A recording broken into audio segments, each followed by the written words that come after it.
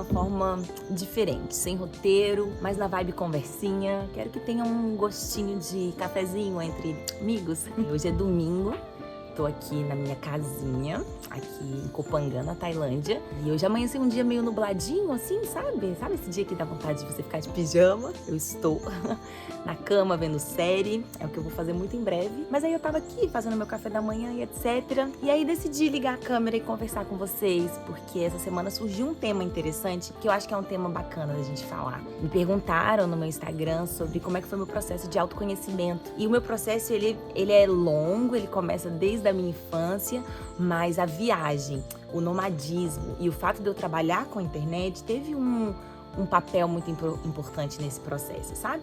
Acho legal a gente conversar com vocês sobre como foi isso, sobre como isso é pra mim, porque são coisas complexas e que se entrecruzam. Então, igual eu falei, né, eu fui uma criança preta que cresci num ambiente branco, né? Tirando meu núcleo familiar, mãe, pai, irmão, eu sempre estava em ambientes majoritariamente brancos. Então, na escola, na igreja, meus amiguinhos, todos os ambientes que eu frequentava, festinha, não sei o quê, isso desde a infância. Então, sempre fui rodeada de pessoas brancas. E aí, gente, pessoas negras vão me entender muito mais facilmente, mas você, desde criança, você não se vê nos lugares, é uma coisa muito complicada, sabe? É uma coisa que é muito dolorosa pra autoestima, é uma coisa que faz com que essa criança leve um tempo maior pra ela se reconhecer, porque é isso, o ser humano, ele se reconhece no outro. E é olhando no outro que a gente consegue, então tem essa possibilidade, eu consigo avançar, o outro pode, eu posso. Por isso que é tão importante a identificação, sabe? Então, eu cresci nesse contexto de ser a única criança negra da sala de aula, a única criança negra de todos os lugares. E eu tem muito essa coisa, né? Quando é que foi que você se descobriu negra e etc. Eu nunca tive essa dúvida, porque a diferença era muito marcante, muito gritante. Então, eu sempre soube. Mas aí o que eu falo é de aceitação, que a aceitação ela veio depois, porque antes eu não entendia, porque eu era tratada diferente, eu me sentia diferente e eu não entendia muito bem por quê, mas eu sempre soube que eu ser negra tinha um fator muito grande aí.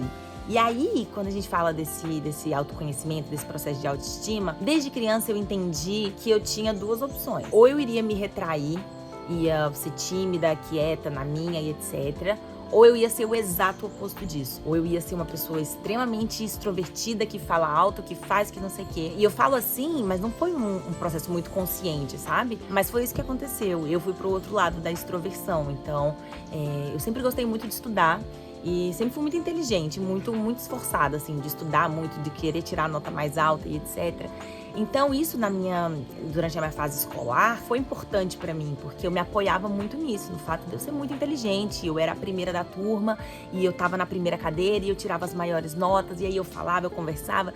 Então, esse meu jeito expansivo, extrovertido, me ajudou a transitar por esses espaços em que eu me via sozinha. Durante a adolescência, a infância foi isso. Eu me apoiei muito nesse fato de eu ser muito inteligente, e aí de eu ser engraçada, e de eu ter essa minha personalidade forte, de eu ser mandona e etc. E aí passei pela escola e cheguei na universidade. Até esse momento eu ainda alisava o meu cabelo e etc. Toda essa história que vocês já sabem. E aí na universidade eu comecei a ver pessoas parecidas comigo. Na universidade eu comecei a me ver em outras pessoas. E aí eu comecei um processo de, nossa, eu gostaria de voltar a ter meu cabelo natural. E aí eu comecei todo o meu processo de transição capilar. E essa transição capilar, eu comecei a entender melhor o que significava. Porque antes eu só sentia, sem refletir muito, né? Eu sentia a diferença, eu sentia a exclusão. Eu sentia que eu tinha que ser muito expansiva para eu poder ser respeitada e ouvida. Mas não sabia muito bem por quê. E aí eu comecei a estudar. E aí eu comecei a estudar, comecei a entender o que é racismo estrutural, como isso afeta, né, a vida de crianças, porque nossos traumas e as nossas formações, elas acontecem ali quando a gente é criança, na nossa infância, né? Então, quão agressivo pode ser isso para uma criança preta estar num ambiente, né, que ela é a única. Então, eu fui entendendo a origem de vários traumas, de várias coisas. Então esse processo da universidade, esse processo de aprendizado, de leitura de fato, sabe? De ler muitos textos, de ler artigos, de ler autores e de entender, né, toda essa questão estrutural que eu estava submetida, que eu e todas as pessoas negras em diáspora no Brasil estamos submetidos. Então aí começou de fato esse meu empoderamento da minha, sabe, da minha autoestima, de entender o meu lugar no mundo. Então quando eu passei pela transição e eu assumi o meu cabelo natural, eu entendi que o meu cabelo ele era político, que ele era um ato político, porque se a gente vive num país em que a pessoa usar o próprio cabelo do jeito que ele é complicado, é considerado feio, não tem produtos específicos, ou a pessoa tem que justificar, ou ela tem que estar o tempo inteiro, não toca. Eu lavo com água e sabão, você tendo que explicar coisas, sabe? Então eu entendi que tinha que o ato de você usar, né, de você ser orgulhoso da sua pele, você ser orgulhoso do seu cabelo, isso é um ato político. Isso ficou muito claro pra mim durante a universidade. Então por isso que eu falo que a universidade, ela foi esse período de autoconhecimento e de empoderamento muito importante, sabe? De entender o meu lugar no mundo, de entender a minha importância. E aí onde é que entra redes sociais nessa história, né? Porque esse meu processo de reconhecimento, ele foi possível 90% por causa da internet. Porque igual eu falei pra vocês, meu ambiente, eu era cercada de pessoas brancas. E aí foi na internet que eu comecei a ver outras meninas parecidas comigo, com o mesmo cabelo que o meu, com histórias parecidas com a minha, com dores da infância parecidas com a minha. Foi na internet que eu comecei a ver essas meninas, que eu comecei a seguir, canal no YouTube, Instagram, enfim. E aí isso me despertou pro caramba, olha a importância de você compartilhar as coisas, né? Olha como isso pode conectar pessoas. Então, pra mim, foi nesse momento. Eu me senti extremamente conectada e me conectei, fiz amizade. E foi muito importante nesse meu processo. E aí eu entendi, eu falei, caraca, a gente tem que falar da nossa história, a gente tem que falar da nossa história, a gente tem que falar do nosso conhecimento, a gente tem que falar, porque isso pode atingir outras pessoas. E quão incrível é isso? Imagina se todas essas meninas tivessem decidido não compartilhar a história delas. E aí eu nunca tivesse entrado em contato com elas, sabe? Então eu entendi nesse momento essa importância do comunicar, do verbalizar as nossas vivências, os nossos saberes, as experiências que a gente passou, as coisas que a gente aprendeu e quão poderoso é isso. Isso tudo aí na universidade, né? Então, eu já tava essa pessoa que eu sabia do meu potencial, eu sabia quem eu era, as minhas inseguranças, eu sabia de onde vinha, sabe? Por isso que eu sou muito fã de estudar. Sou muito fã de estudar, de ler, da gente entender o que realmente acontece, sabe? Porque quando eu comecei a pesquisar de fato, várias questões que eu achava minhas, que eram inseguranças minhas, eu vi que não, eu vi que era consequência do racismo estrutural, eu vi que era consequência de uma infância meio que de isolamento, sabe? E a gente vai entendendo. E aí quando a gente estuda e a gente entende, a gente tem ferramentas para poder avançar em relação a isso, sabe? Então eu sou muito fã de estudar. Se tem uma coisa que eu não quero parar, é de estudar, é de tentar entender. Porque as vivências, elas são importantes, mas quando a gente entende o que está acontecendo, quando a gente lê autores, né, que explicam teoricamente, eu não sei, eu acho que fica mais fácil, pelo menos pra mim. Então, e aí foi isso. E aí, acabou a universidade, eu comecei a viajar. E aí, igual eu contei em outro vídeo, né, da minha história, a primeira vez que eu viajei foi completamente do nada, sem planejamento e sozinha. E aí eu cheguei em Berlim e me virei, sabe? Então eu pegava desde coisas mais simples, né? De pegar um metrô sozinha, de pedir informação para pessoas na rua, de conhecer pessoas, de sair com pessoas, de fazer amizade. Eu conheci uma Sofia diferente, uma Sofia que dava conta de fazer muita coisa, sabe? Porque acho que a gente pensa, essa coisa aqui acho que eu não dou conta de fazer. Só que a gente nunca fez, então como é que a gente vai saber? Então, como eu fui colocada nessa situação de estar viajando sem planejamento nenhum, eu fui praticamente jogada lá, vai lá viver. Eu não tive nem tempo de pensar, de ter medo, eu só fui fui vivendo, fui fazendo. E eu falei, caraca, eu dou conta de fazer muita coisa. Olha o tanto de coisa que eu dou conta de fazer. E aí eu comecei... E essa primeira viagem também foi extremamente importante, porque, né, foi para apresentar minha exposição fotográfica. Então eu tive contato com mulheres negras de todos os lugares do mundo. Então a gente teve essa troca de vivência muito legal. E isso despertou algo dentro de mim, eu quero viver outras coisas, sabe? Essas mulheres têm tantas experiências, já moraram em tantos lugares. Eu quero viver isso, eu quero isso pra mim. E aí, quando eu comecei a viajar cada vez mais, e aí eu tenho algo que eu sempre falo, que eu acho que a viagem ela é sempre pra dentro. Antes dela ser pra fora, a viagem é pra dentro. E aí eu acho que é por isso que eu me apaixonei tanto por viajar. Porque eu sempre gostei muito de entender os meus processos, né? Como é a primeira vez que eu fiz terapia foi com 6 anos de idade. Meus pais me levaram pra terapia com 6 anos de idade e desde então eu nunca parei. E eu sempre gostei muito, sabe? De realmente entender os meus processos. E aí, viajando, eu entendi que viajar era pra mim também, né, gente? Lembrando que as verdades, elas nunca são universais. Que cada pessoa tem uma vivência diferente. E para outras pessoas, viajar não significa isso. Mas para mim, a viagem despertou em mim essa coisa do olhar para dentro. Essa coisa de você... É como se você se visse de fora, sabe? Você tá ali vivendo, aí você se vê de fora e você, caramba, olha isso que eu tô fazendo, então eu faço por isso. Olha isso que aconteceu, olha essa situação que despertou algo dentro de mim. Então, desde a primeira viagem, eu já senti essa viagem para dentro e eu amei isso. E aí, cada viagem, ela era mais profunda nesse sentido de entender os meus processos, de olhar para dentro, de entender o meu valor, de entender a minha importância no mundo. E aí, viajando, que eu decidi, não, eu vou começar a compartilhar realmente.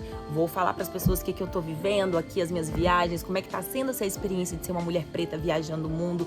Porque, novamente, eu conectei com aquela história ali atrás, das meninas que eu conheci na internet, que me ajudaram nesse meu autorreconhecimento. E eu falei, acho que é importante eu falar para que outras pessoas possam se autorreconhecer, possam ver na minha vivência possibilidades. Então, e aí eu comecei a compartilhar minha vida, compartilhar minhas coisas, e sempre com esse retorno muito legal das pessoas. Nossa, Sofia, eu penso exatamente como você, ou então eu nunca tinha parado para pensar nisso, e é exatamente o que eu sinto. E aí foi que eu fui querendo mais, as minhas primeiras viagens foram de turismo, e aí depois eu decidi que eu queria fazer um trabalho voluntário, e aí esse voluntariado eu acho que ele foi uma das experiências mais fortes de autoconhecimento para mim. Se alguém me pedisse uma recomendação de, que tipo de viagem que eu faço, eu falaria, vai fazer um voluntariado. Porque me arrancou da minha zona de conforto. E a gente só cresce quando a gente sai da zona de conforto, né, gente?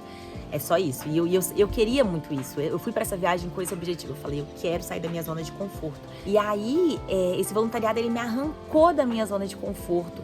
Eu tive que lidar com situações que eu nunca tive que lidar antes na vida. Lidar comigo mesma, lidar com coisas minhas. Então, esse voluntariado, ele me quebrou de várias maneiras.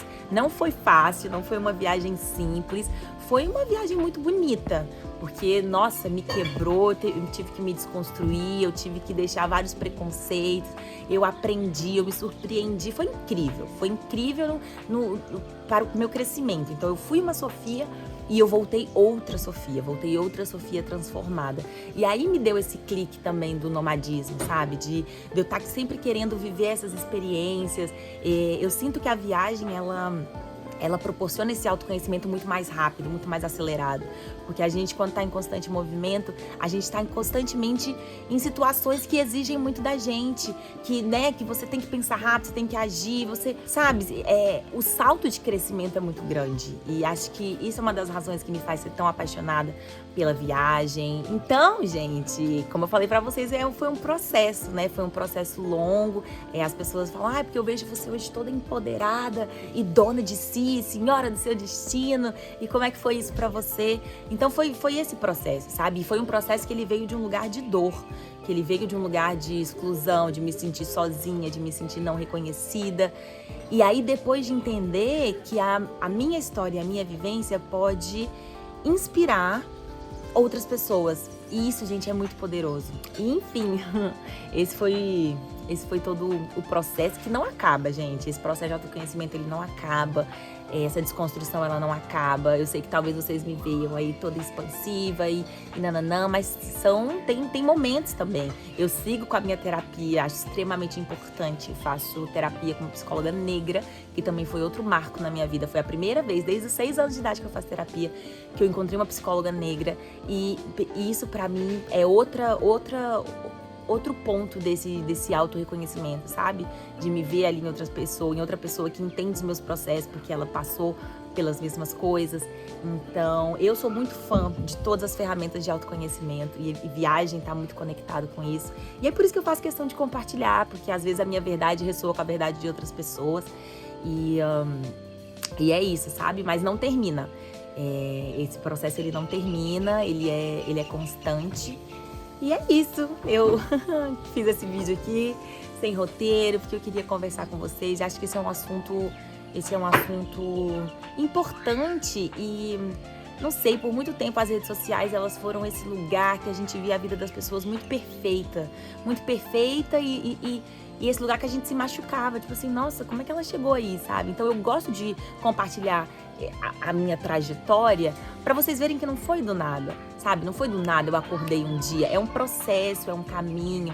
E compartilhar a trajetória eu acho importante. Principalmente, é isso, se você quer trabalhar na internet passando a sua verdade, trabalhando com verdade, é isso. Você tem que explicar como as coisas acontecem. Não dá pra fingir uma vida perfeita, porque não é, gente. A vida não é perfeita. Por mais, ela mora na Tailândia e ela tem uma vida nômade. E não, gente, não é perfeita. Todo estilo de vida que você escolha viver tem coisas positivas, tem coisas negativas.